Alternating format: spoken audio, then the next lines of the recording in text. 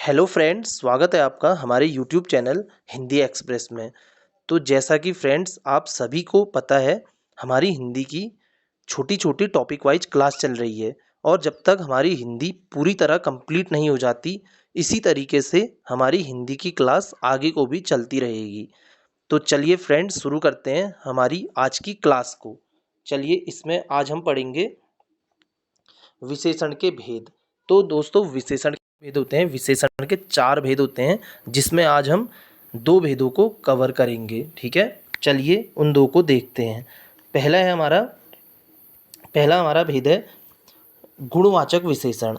ठीक है, जो शब्द किसी व्यक्ति या वस्तु के आकार, रंग, दोष, गुण, अवस्था, स्वभाव, स्थिति, दशा, दिशा, स्पर्श, स्वाद, गंध आदि का बोध कराते हैं, गुणवाचक विशेषण कहते हैं। देखिए हमारे मतलब इन गुणों में इतनी चीज़ें शामिल हैं। ठीक है, चलिए तो इसके उदाहरण से समझते हैं हम चीज़ों को।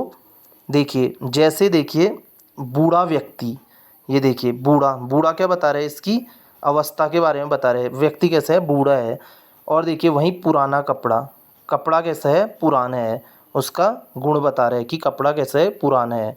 अब वहीं देखिए उत्तर भारतीय, ठीक है, यानी कि दिशा के बारे में बता रहे हैं। मुलायम त्वचा, त्वचा कैसी है, मुलायम है। ठीक है, चलिए अब देखिए खट्टा नींबू, नींबू कैसा है, खट्टा है। वहीं देखिए सुगंधित पुष्प, पुष्प क्या है, सुगंधित है। देखिए जो मैंने आपको बताया था, ये देखिए सुगंधित क्या हो गई, इसकी विशेषता हो गई। ठीक है, और ये क्या हो गया, पुष्प क्या हो गया, संज्ञा या विशेष्य हो गया। ठीक है, चलिए अब देखिए वहीं देखिए सुंदर व्यक्ति, व्यक्ति कैसा है, सुंदर है। काला रंग, मतलब रंग कैसा है, काला है। ठीक है, आपको समझ में आ गया होगा, पिछली क्लासें आप देख लीजिए हमारी, हमने वहाँ पर को अच्छी से समझा रखा है विशेषण और विशेष्य के बारे में। चलिए अब देखते हैं दूसरा, देखते हैं हमारा दूसरा भेद कौन सा है। दूसरा है हमारा संख्यावाचक विशेषण। जो शब्द संज्ञा सर्वनाम की संख्या संबंधी विशेषता का बोध कराते हैं, उन्हें संख्यावाचक विशेषण कहते हैं। देखिए ये भी बहुत आसान है। संख्यावाचक विशेषण के 2 भेद होते हैं। ठीक है, चलिए तो हम शुरू करते हैं, इनके भेदों को भी देखते हैं संख्यावाचक के। देखिए पहला होता है निश्चित संख्यावाचक विशेषण। देखिए जैसे कि आपको नाम से ही पता चल रहा है, निश्चित यानी कि इसमें निश्चित होगा, जिसको भी हम देखेंगे वो निश्चित होगा, उसको हम गिन सकते हैं। चलिए फिर इसकी परिभाषा को देखते हैं। संज्ञा या सर्वनाम की निश्चित संख्या संबंधित विशेषता बताने वाले सर्वनाम को संख्यावाचक विशेषण कहते हैं। ठीक है, चलिए देखते हैं, इसको कुछ उदाहरण के माध्यम से समझते हैं। अब देखिए, चलिए जैसे देखिए एक किताब, किताब कितनी है, एक है, यानी कि मात्रा उसकी हमने निश्चित कर दी है, एक किताब है। वहीं पर को देखिए 2 पेड़, पेड़ कितने हैं, 2, यानी कि हम गिन पा रहे हैं ना उनको। देखिए 3 बच्चे, बच्चे कितने हैं, 3 हैं। वहीं पर को देखिए 4 पेन, 5 दोस्त। और देखिए इन उदाहरणों में देखिए 1, 2, 3, 4 और 5 निश्चित संख्यावाचक विशेषण हैं, जो संज्ञा या सर्वनाम की संख्या को स्पष्ट कर रहे हैं।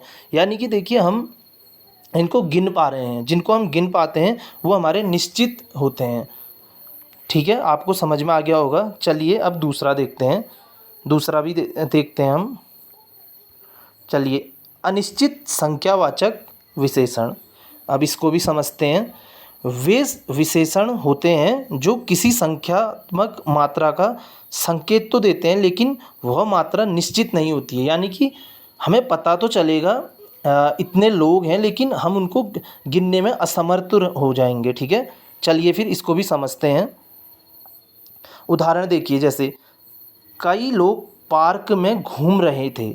अब देखिए कई मतलब वो 10 मतलब वो जैसे 50 भी हो सकते हैं, 100 भी हो सकते हैं, 200 भी हो सकते हैं।